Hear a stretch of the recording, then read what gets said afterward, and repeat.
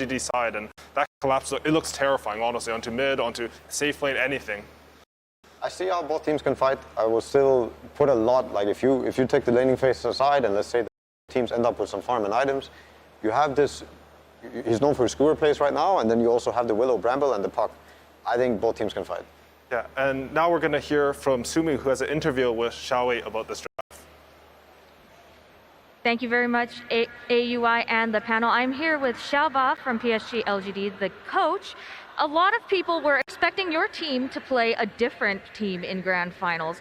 Did you prepare at all for team spirit? 很多人都觉得你们决赛对战的是另外一支队伍，你对 Spirit 有做准备吗？我们昨天晚上已经把两个队的数据和资料就全部研究开会讨论了。We've already studied and analyzed both teams' stats last night. They are very, very prepared. All right. Many people have also said that Collapse's Magnus has led to many of Team Spirit's wins. How does the team feel about Magnus? Are they afraid or are they ready? 很多人也觉得 Spirit 的3后卫他的梦马就非常厉害，也是他们夺得胜利的关键。你们会担心这个英雄吗？我们有想过他们拿猛犸这个英雄，就是全是在我们意料之中。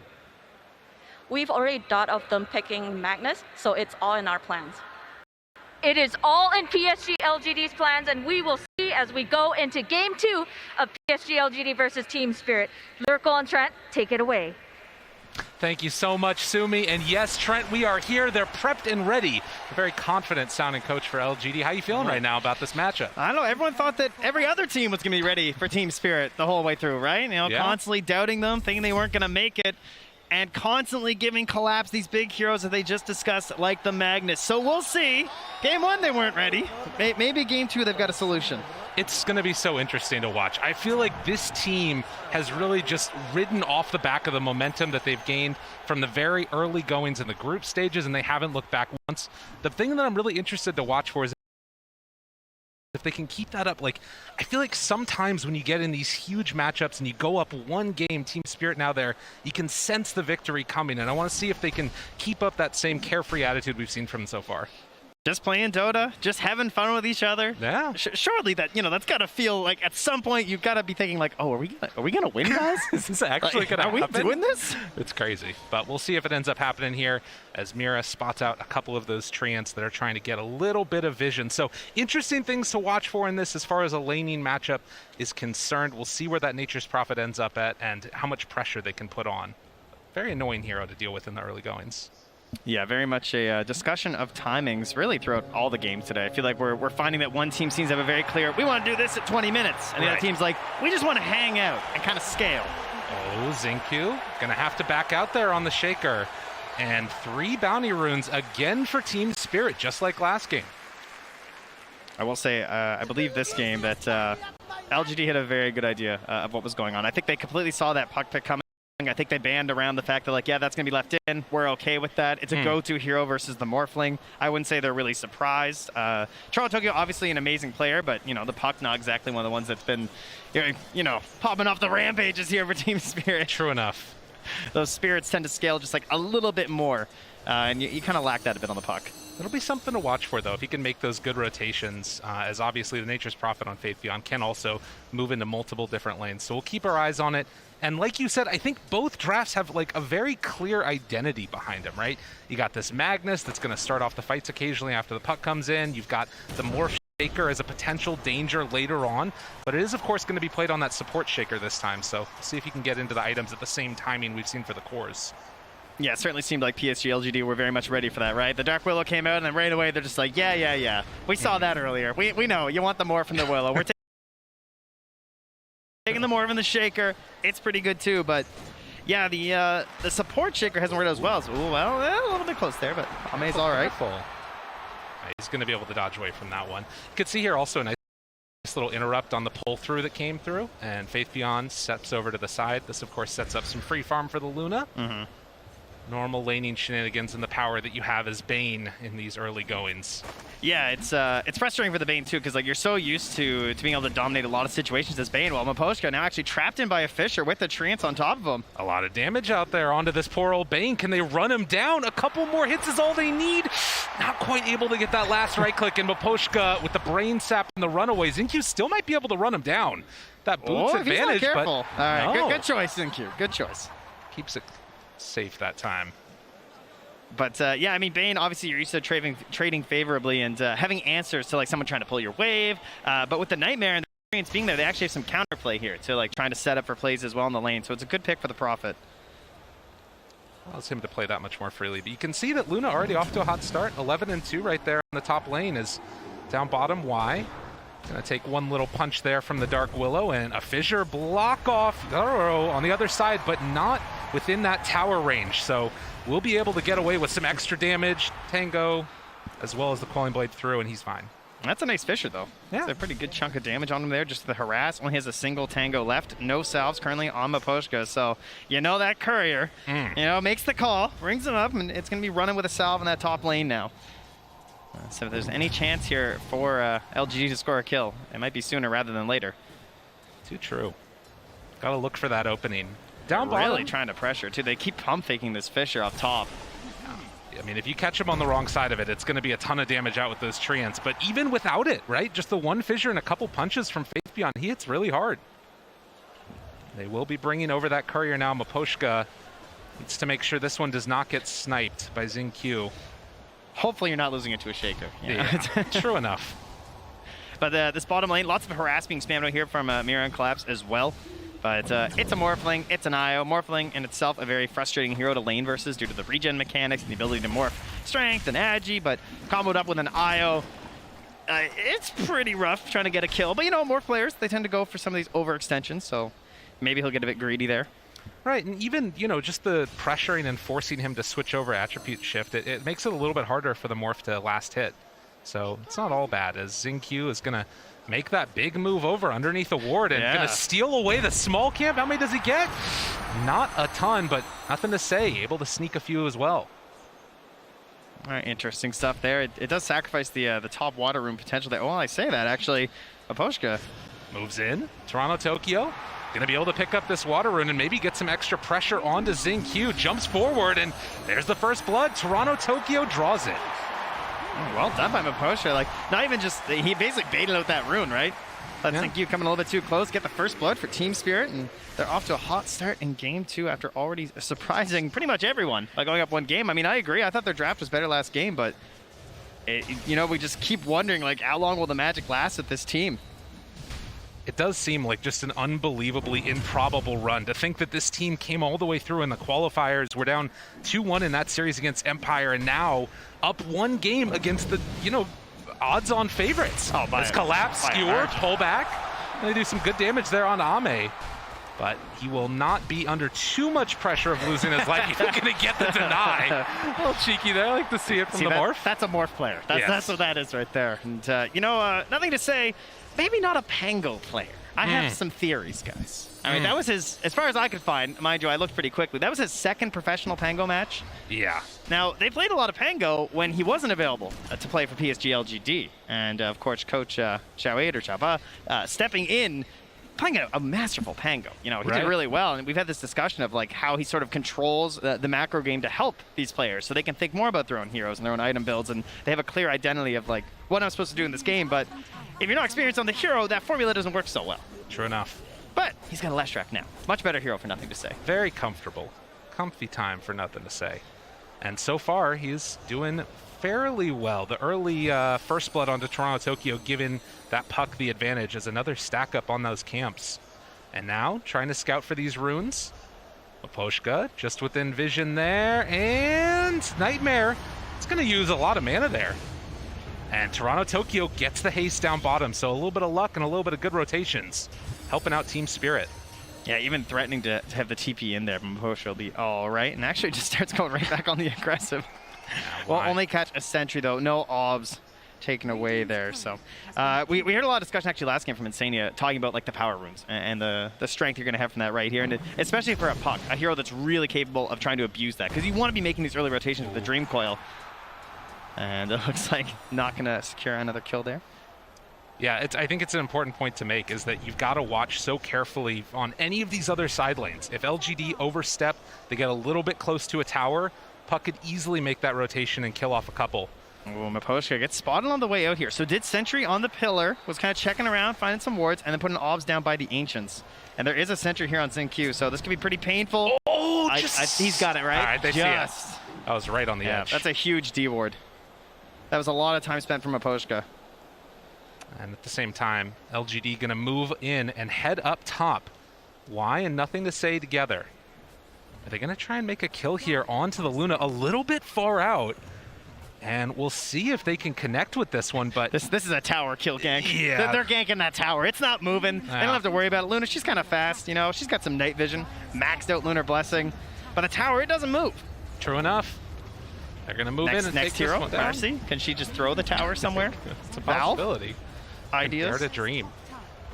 Okay, that went down really fast. Yeah, this is a problem potentially. The early group up right there, and the fact that you can't really contest it at all. Yadoro heads back into the jungle to farm up his medium camp. Look at Miposhka. He actually got spotted there. He did step in vision for a moment. And a correctly drawn line here from Y, I believe, is to his current path. But they did get down that ward. We'll see if that one gets taken away by LGD. As down bottom, able to go for the RP now, connecting on to Ame, but I don't know if this is going to translate into a kill. No, they don't think so, at least. They're not. Skewer. Oh, there we go. Yeah, they bring in the IO as well, and that's going to be more than enough. Ame backs away perfectly fine.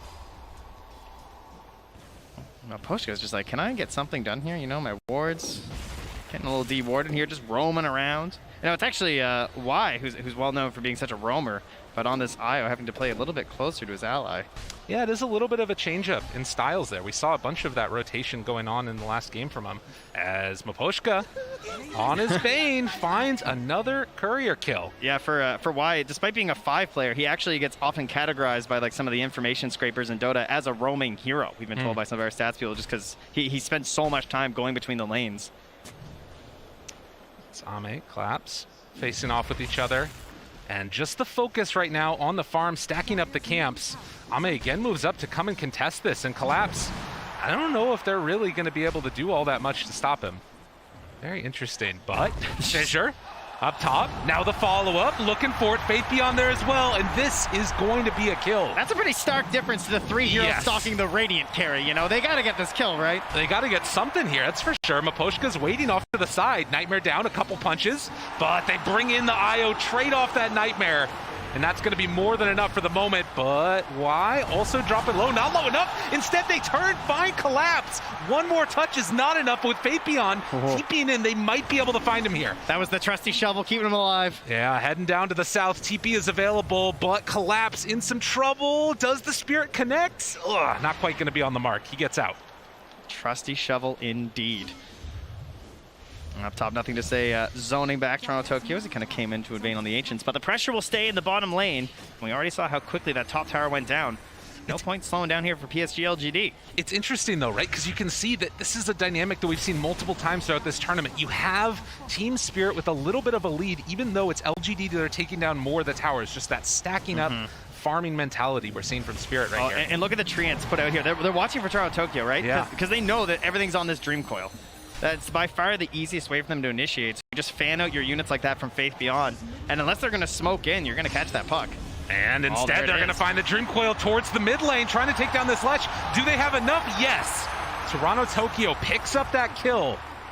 And with that, 3,000 gold lead this early on for Team Spirit. Bit of a theme, I feel like, from these two games from PSG.Lgd. Ame did a similar thing last game on the Ursa, where he kind of stayed in an area which seems like, surely, you know, like you're in trouble, you know? Right. He ended up dying on the Ursa in the top lane.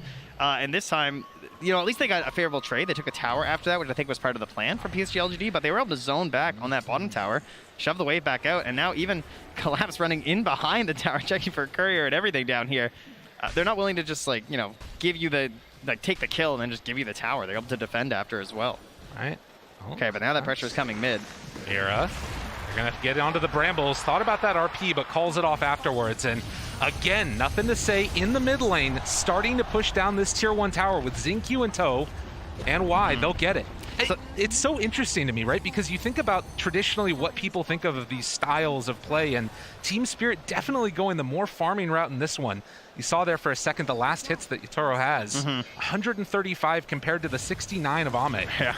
Well, Yatoro actually spotted out here, but they're not going to have anything in time to catch. But that also comes back to just the idea of punishing that Dream Coil, right? It was used. You killed me. All right, congratulations. But I'm a Leshrac. I don't have any cooldowns. When I respawn, I'm coming right back. I'm taking that tower.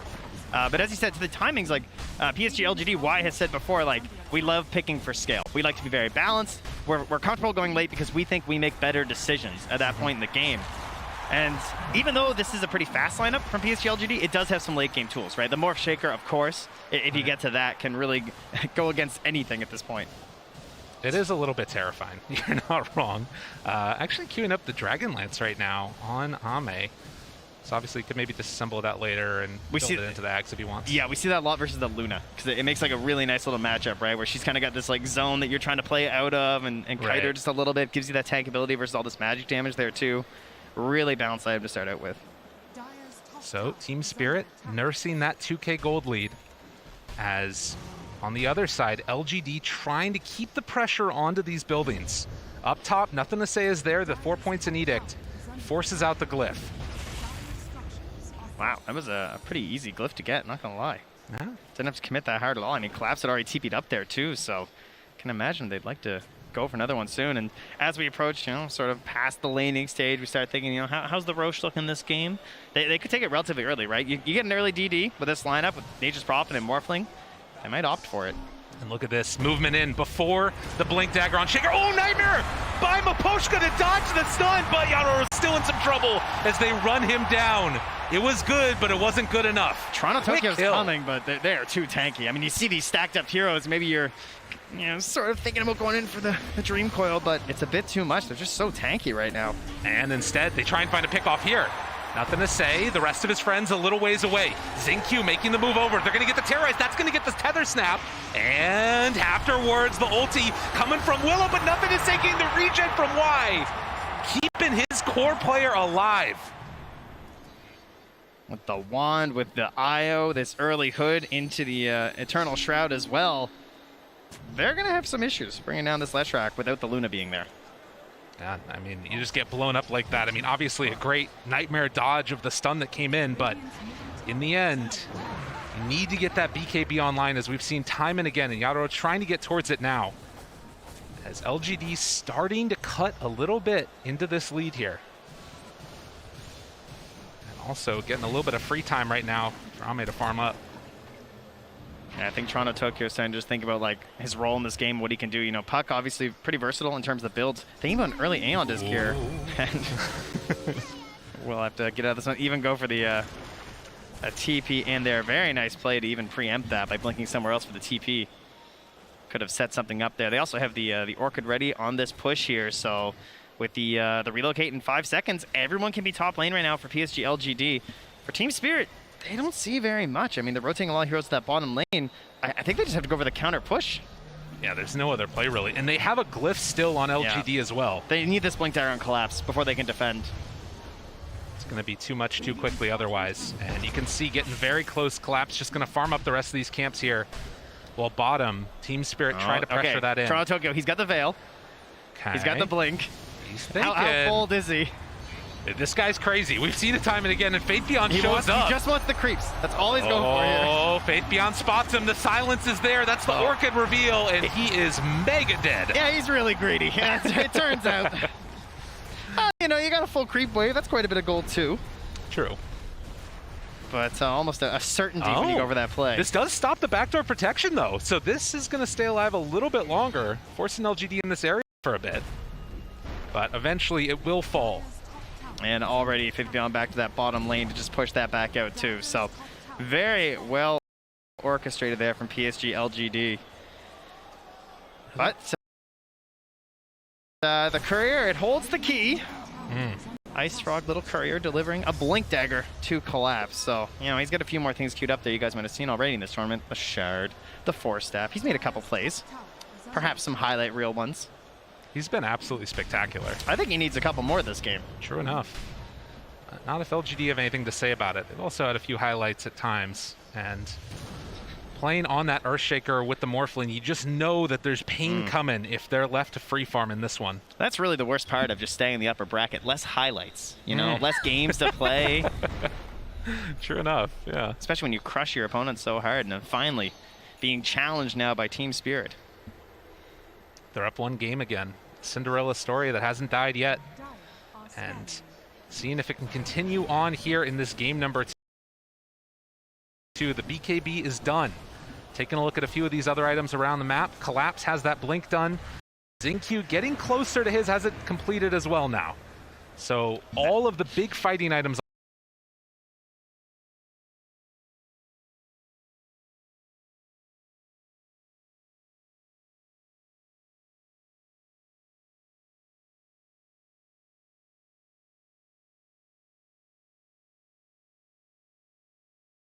online. That's a bit frightening. It feels so good because, like, obviously as the offlaner, you got to get these like earlier items, get Bracer, got a mech, and then you get your blink tag. When you're playing as a support, you